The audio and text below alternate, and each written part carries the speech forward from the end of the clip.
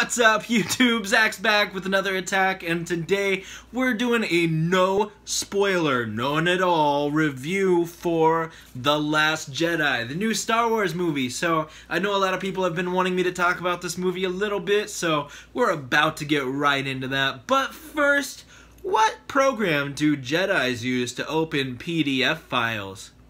Adobe One Kenobi. If you like darkness and hanging with Heartless, then you are not Sora, but you may be looking for a channel to watch. Zach to the future.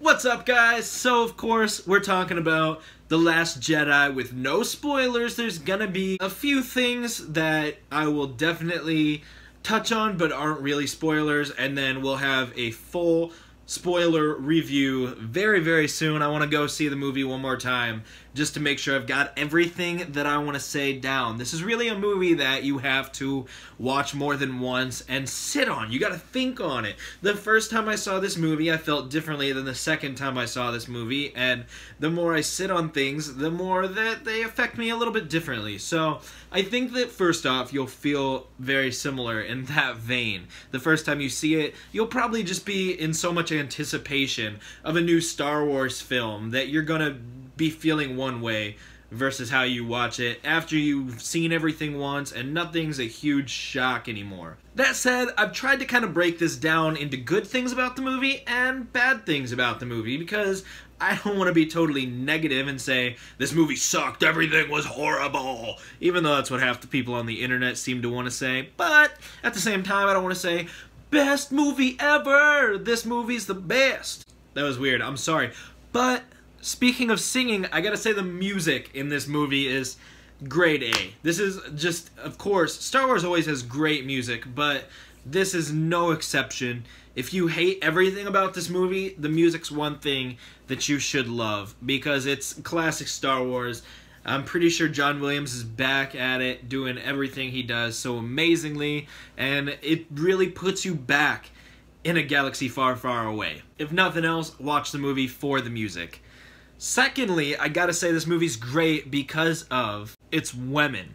Star Wars has kind of been a thing where men are the main focus, but of course with Leia there's been some inclusion of women and major roles and things for them all along.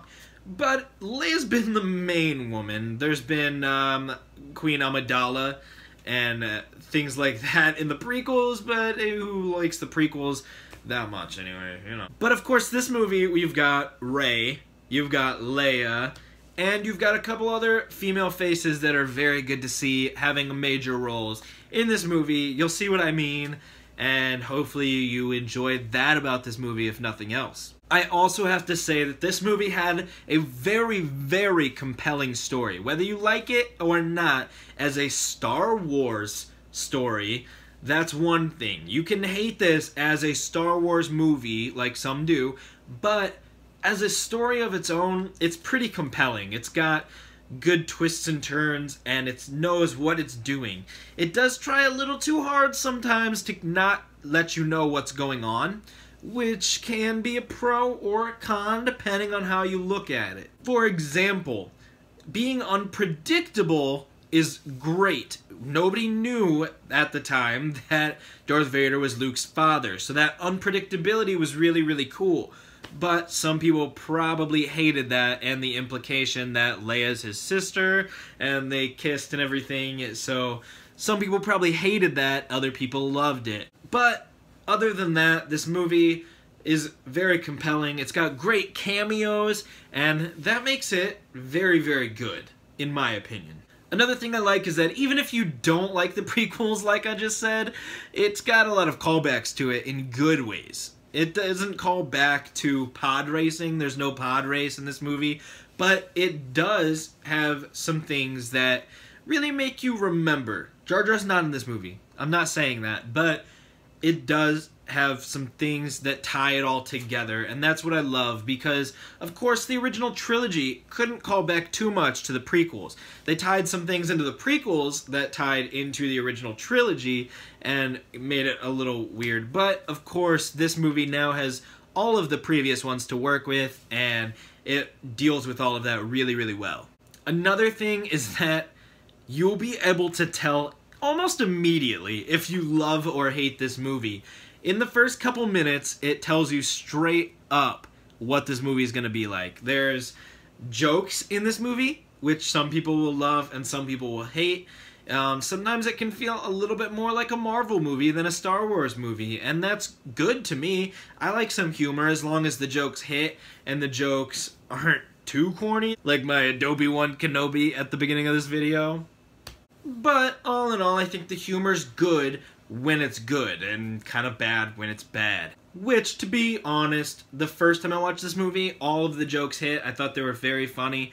The second time, a few of them fell a little flat because it wasn't such a surprise. There's also another scene that I don't want to spoil, but there's a scene very, very early on where something happens, and you'll almost immediately be able to tell if you love or you hate this movie. And a lot of that has to do with characterization. That's where I'm going to leave that. I will say that the porgs are used very, very nicely in this movie. They're not a toy sellout, or if they are, they're not strictly that. They're not overbearingly used for marketing toys and such. They do have some humor to them, some cuteness, but they're definitely used in the story well, and they're not overwhelming. So I really, really like that. It's not another Ewok controversy. And lastly, for the good of this movie, it's got Mark Hamill. Oh man, he is the best. And that's not coming from a original trilogy fanboy. Although I do like those movies, I gotta say, he has only gotten better. I love him as the Joker, and sometimes I get hints of his Joker persona creeping into his Luke Skywalker persona. Ignore everything that Mark Hamill has said leading up to the release of this movie. I'm sure you've heard some of it, but he has since come out and said that that was wrong, and so don't listen to that. But definitely, I think you will love Mark Hamill. He's the best part of this movie. His acting is the best it's ever been. If anyone in this movie deserves to get like an Oscar or anything, it is him. And the way that he calls back to the Jedi should be dead, like he said in the trailer for this movie, is just incredible, because once again he calls back to the prequels and talks about how Anakin went to the dark side because of the Jedi, and the way that they were so overconfident they didn't see that the Emperor was rising through the ranks within them. So I really liked how they handled him and his acting of the character and things like that. The way they handled the Jedi should end and all that. But now we gotta get into a few bad things about this movie, why everyone may hate this movie, because there has been quite a bit of hate for this movie. And first off is the fact that it's got some of the worst effects in Star Wars history. Not consistently, not throughout the whole movie, because it also has some of the best scenes of the entire series.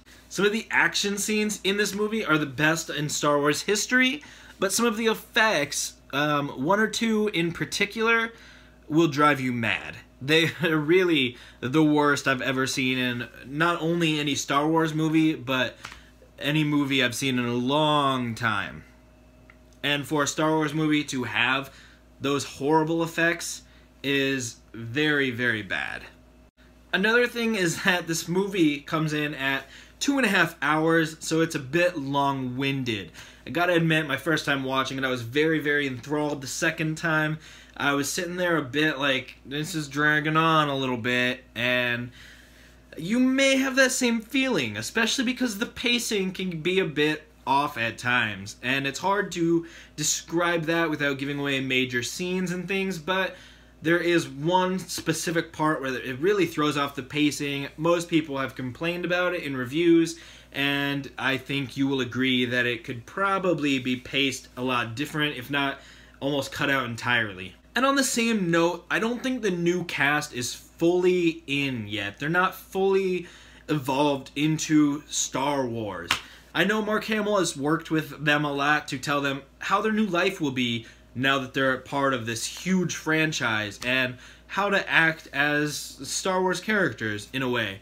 But I really don't see them as Star Wars characters entirely yet. I think that Luke, right off the bat, of course we saw him as a Star Wars character, and Jar Jar, nobody really liked him at first or now.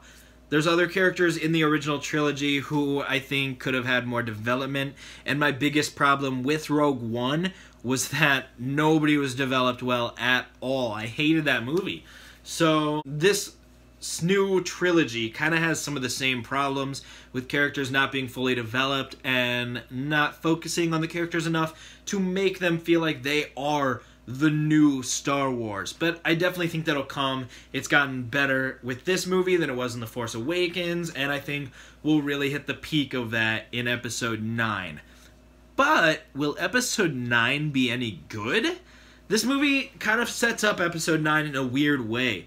Of course, Episode 9 will happen, and it'll probably be decent, but I don't know if it'll be able to live up to everything that I thought it would after the Episode 7. With this new director, with Episode 8, and of course J.J. Abrams coming back for Episode 9, a lot of plot points have been totally thrown out the window, and that sucks, because so many things people have been wondering from Episode 7 are totally unimportant now. And I feel like if JJ had done the entire trilogy, those would have been stuck to very firmly, we would have gotten good answers, and it would have been more consistent throughout the whole trilogy as a thread, instead of setting up the thread and then dropping it and then maybe picking it back up when JJ comes back if he thinks they're important. I don't really know. I guess we'll see. Only time will tell. But if you hate how this movie is unpredictable, then you will hate how certain moments have a lot of setup with very little payoff, and I think a lot of that's just to throw you off your trail. If you think that this big setup is going towards something big specifically, and then the little payoff is something that's way different from what the big payoff would have been, that it was leading you to believe, and then totally smacking you out of the court. Not in my house. And I've just got 2 more points, which the first off is one of the biggest complaints I've got about this movie, and without giving too many spoilers, I can't say a whole lot, but I will say that their handling of Leia really pissed me off. Leia is one of the original characters, one of the most important characters in all of Star Wars, and of course, Carrie Fisher passed away, and of course she won't be able to be in Episode 9 because of that. Well, this movie doesn't handle that in the best way possible. They had some opportunities that they missed to really send her off in the best way, and they didn't do any of those. They didn't handle it in a way that I felt very happy at the end of the movie that her last film was dealt with in that way. So that could very easily make you hate this movie, and I think some people easily hate this movie just because of their handling of Leia and Carrie Fisher in general. But lastly, the last reason why you might hate this movie is because it completely reinvents Star Wars as we know and love it.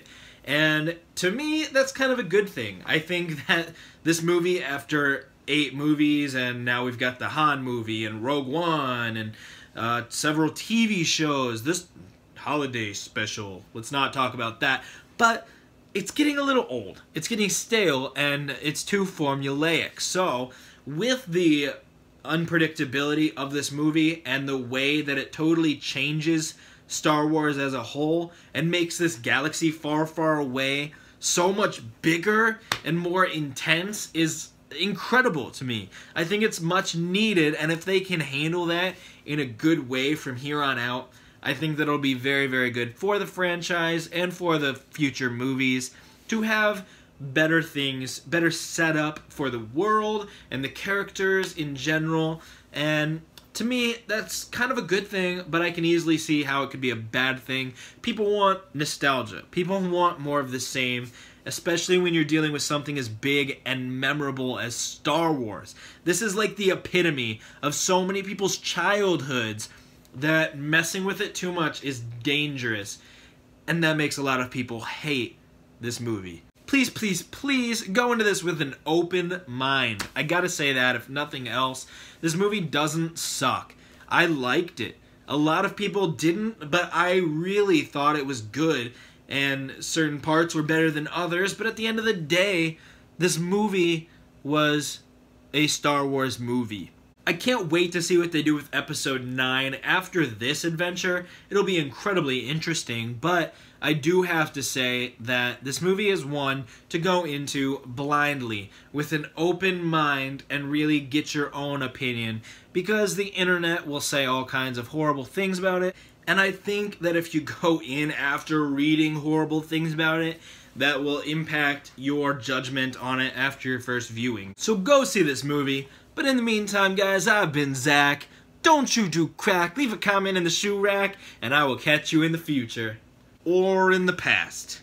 In a galaxy far, far away.